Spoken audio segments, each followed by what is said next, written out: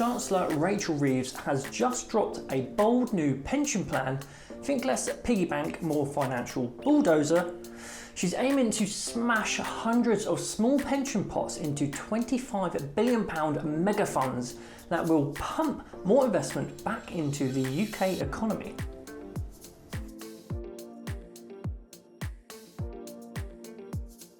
My name is Jack Reeves and welcome back to this week's episode of Tax Tidbits, where Reeves has taken a page out of Australia and Canada's pension playbooks and now plans to merge local authority and private pension schemes into supersized funds.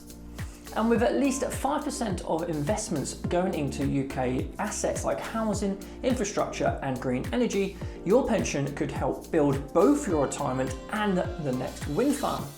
The idea is that bigger funds equals better returns, which equals happier pensioners. While 17 major pension firms have already signed on voluntarily, the government's keeping a legislative just-in-case power in its back pocket that will allow them to push through the new rules if insufficient progress is made by the end of the decade. Some people are worrying about too much government interference in pensions, but supporters argue it will streamline costs and even fatten the average pension pot by around £6,000. It's all part of Labour's bold plan to make pensions work harder and maybe even build a few houses while they're at it. The Institute for Fiscal Studies just dropped the economic equivalent of a reality check, warning that the government's upcoming spending review on the 11th of June is going to be, well, not pretty. With Chancellor Rachel Reeves refusing to borrow more cash or raise taxes again, there's not much wiggle room left, so some departments might be getting coal in their budget stockings. If NHS and Defence get their expected boosts, unprotected areas like transport, policing and justice will likely feel the squeeze. Critics are saying that this is the price of front-loading spending early in the term. For businesses, this could mean fewer infrastructure upgrades, delays in public services and tighter budgets across the board. Keep an eye out for an update on the spending review in next week's episode of Tax Tidbits. The UK Treasury has officially sold off its final shares in NatWest Group, bringing an end to nearly 17 years of public ownership that began with the dramatic 2008 financial crisis bailout of RBS, now NatWest.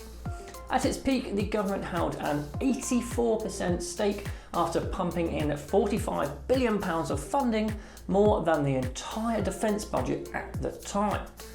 It wasn't about saving the banks for their own sake. It was about saving the whole economy from collapsing like a Jenga tower.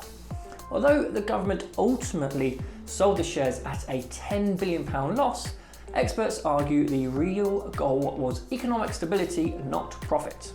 The delay in selling was largely due to the bank's years of losses, US legal trouble, and a deeply unattractive investment profile. For businesses, this means a return to a fully private banking sector, hopefully with fewer taxpayer bailouts and more reliable supports. UK car production hit its lowest level in over 70 years in April, unless we count the COVID lockdown year, which we don't, because obviously.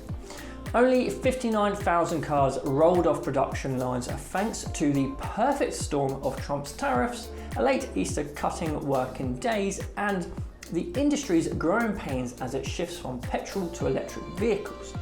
Jaguar Land Rover in particular is taking a financial bruising after being slapped with nearly 28% in taxes just to send cars to its own US arm. While some relief may come from trade deals with the US, EU and India, they're dragging their feet. While UK demand is holding up, exports are down, and the government's hot and cold EV policy isn't helping. For businesses, this means longer waits, higher costs, and a whole lot more uncertainty, especially for those relying on vehicle fleets, supply chains, or with clients in the motor industry.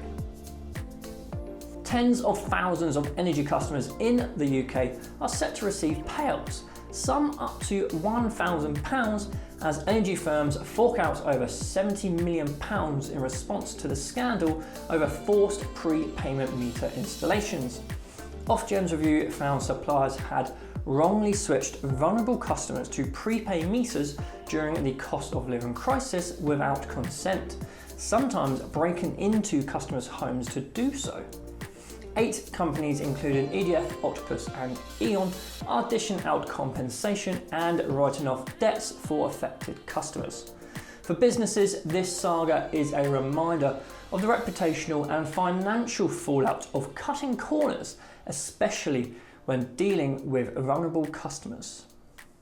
That's it for this week's episode of Tax Tidbits. Hit subscribe so you don't miss next week's updates, and I'll see you then.